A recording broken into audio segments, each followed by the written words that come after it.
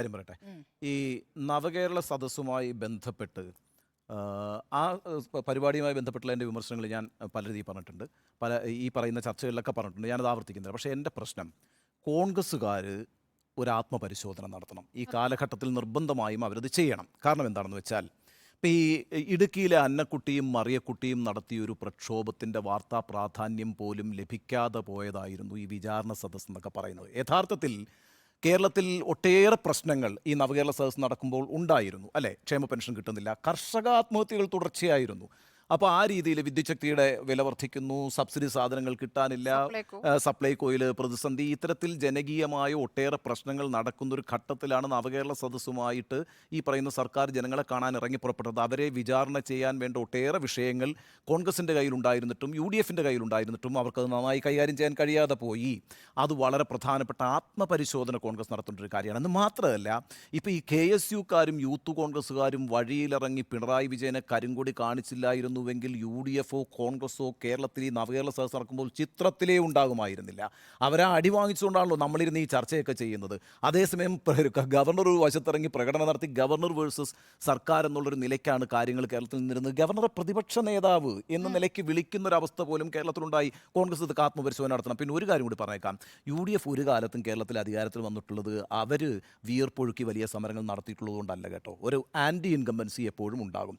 ആ സർക്കാർ വിരുദ്ധ തരംഗത്തിനോടൊപ്പം UDF-ന് അനുകൂലമായി നിൽക്കുന്ന ജാതി സമവാക്യങ്ങൾ കൂടി അവർക്ക് ഗുണകരമാകുമ്പോഴാണ് അവർ അധികാരത്തിൽ വരും. ഇപ്പോൾ 2011 നിന്ന് 16 എത്തുമ്പോഴുണ്ടല്ലോ ശരിക്കും പറഞ്ഞാൽ ഭരണത്തുടർച്ച ഉണ്ടാവേണ്ടതാണ്. 2 സീറ്റിൻ്റെ ഭൂരിപക്ഷത്തിലാണ് അന്ന് ഉമ്മൻചാണ്ടി അധികാരത്തിൽ വരുന്നത്. 2016 വരുമ്പോൾ കാര്യങ്ങൾ മാറുന്നു, പിണറായി സർക്കാർ ഉണ്ടാകുന്നു. 2019 അവർക്ക് ഗുണകരമാകുന്നത് എന്താണ്? ശബരിമലയും രാഹുൽ ഗാന്ധിയും ഗുണകരമാകുന്നു. അല്ലാതെ അവരുടെ പ്രവർത്തനം കൊണ്ടൊന്നും അല്ല കേട്ടോ ഈ പറയുന്ന അവർ വിജയിച്ചു വന്നിട്ടുള്ളത്.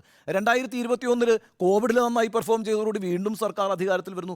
സാഹചര്യങ്ങൾ മാറിയിരിക്കുന്നു. ഇപ്പോഴെന്താണ്, ഒരു ജാതി സമവാക്യവും UDF-ന് അനുകൂലമല്ല എന്ന് മാത്രമല്ല, വളരെ സൂക്ഷ്മമായ സോഷ്യൽ എഞ്ചിനീയറിംഗ് നന്നായി നടത്തിക്കൊണ്ടിരിക്കുന്ന ഒരു പ്രസ്ഥാനമായിട്ട് CPM മാറിയിട്ടുണ്ട്, LDF മാറിയിട്ടുണ്ട്. അതുകൊണ്ട് വളരെ ശക്തമായി രാഷ്ട്രീയം പറയാൻ അവർക്ക് കഴിയേണ്ടതുണ്ട്. അവർ ആ കാര്യത്തിൽ ആത്മപരിശോധന നടത്തണം. ഒരു കാര്യം ഇന്ന് ശ്രദ്ധിച്ചോ നിങ്ങൾ, ഈ രമേശ് ചെന്നിത്തലയുടെ ഒരു ബൈറ്റ് ഉണ്ടായിരുന്നു.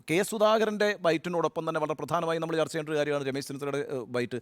രമേശ് ചെന്നിത്തലയോട് ചോദിക്കുന്നുണ്ട്, നിങ്ങൾ ഈ പറയുന്ന ഗവർണർക്കാണോ എതിര് സർക്കാരിനാണോ എതിര് എന്ന് ചോദിക്കുമ്പോൾ സർക്കാരിനാണ് എതിര് എന്ന് പറയുന്നു. അപ്പോൾ എന്താ കാര്യം? ഗവർണർ വളരെ പ്രധാനപ്പെട്ട ഒരു കാര്യമല്ലേ ഈ ചെയ്തുകൊണ്ടിരിക്കുന്നത്, അത് എതിർക്കപ്പെടേണ്ടതല്ലേ എന്ന് ചോദിക്കുമ്പോൾ പറയുന്നത് ഗവർണറും സർക്കാരും തമ്മിൽ എപ്പോഴാണ് ഒന്നിക്കുക എന്ന് ഞങ്ങൾക്കറിയില്ല. അതൊരു രാഷ്ട്രീയ മറുപടിയല്ല. ഗവർണർ എന്താണ് ചെയ്യുന്നത് എന്നുള്ളതിനെക്കുറിച്ച് സൂക്ഷ്മമായ വിലയിരുത്തൽ കോൺഗ്രസിനുണ്ടാവണം. അങ്ങനെ കോൺഗ്രസിന് സൂക്ഷ്മമായ വിലയിരുത്തലില്ല എന്നുള്ളതിൻ്റെ ഉത്തമ ഉദാഹരണമാണ് KPCC പ്രസിഡന്റായിട്ടുള്ള സുധാകരൻ ഇന്ന് വന്നിട്ട് സംഘപരിവാറിന് എന്താ ജനാധിപത്യ സംവിധാനത്തിൽ അവർക്കും പ്രതിനിധികളെ വേണ്ടതെന്ന് ചോദിച്ചാൽ നമ്മൾ ഇന്നലെ ചർച്ച ചെയ്ത പ്രധാനപ്പെട്ട കാര്യം അതാണ്. അതുകൊണ്ടാണ് ഞാൻ ഈ പറയുന്നത്. വളരെ നിഷ്കളങ്കമായി ഇത് ചോദിച്ചു കളയുന്നത്. കാരണം വെച്ചാൽ ഇന്ത്യൻ ജനാധിപത്യത്തിൽ ഭരിക്കുന്നൊരു പാർട്ടിയാണ് BJP. 36% വോട്ടില്ലേ അവർക്ക്. BJPയുടെ വിദ്യാർത്ഥി സംഘടനയിലെ ABVP അവർക്ക് എന്തുകൊണ്ടാണ് KSUവിനും SFIക്കുമുള്ള പ്രാതിനിധ്യം പോലെ തന്നെ ABVPക്കും എന്തുകൊണ്ട് സെനറ്റുകളിലും സിൻഡിക്കേറ്റിലും ഒക്കെ പ്രാതിനിധ്യമായി കൂടാ എന്ന് ചോദിക്കുന്ന വളരെ നിഷ്കളങ്കമായ ഒരു ചോദ്യമില്ലേ? ജനാധിപത്യത്തിൽ ഇത് പോസിബിൾ ആണെന്ന് പറഞ്ഞൊരു ചോദ്യം. ആ ചോദ്യമല്ലേ ഇന്ന് KPCC അധ്യക്ഷൻ ഇന്ന് വന്ന് ജനങ്ങളോട് ചോദിച്ചത്, കേരളത്തോട് ചോദിച്ചത്?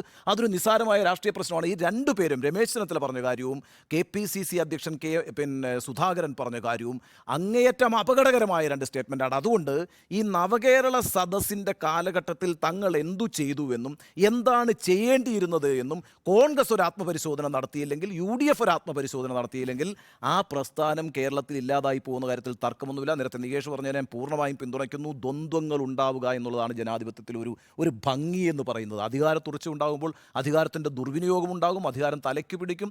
അങ്ങനെയൊക്കെയുള്ള സംഭവങ്ങൾ കേരളത്തിൽ ഉണ്ടാകാതിരുന്ന ആൾട്ടർനേറ്റീവ് ഗവൺമെൻറ് ഉണ്ടായതുകൊണ്ടാണ്. അപ്പോൾ അതിൻ്റെ ഒരു ജനാധിപത്യ സൗന്ദര്യമുണ്ട്. ആ സൗന്ദര്യം നിലനിർത്തണമെന്ന് മലയാളികൾക്ക് ആഗ്രഹമുണ്ട്. ആ നിലവാരത്തിനൊത്ത് കോൺഗ്രസും UDF-ഉം ഉയരണം എന്നാണ് എൻ്റെ അഭിപ്രായം.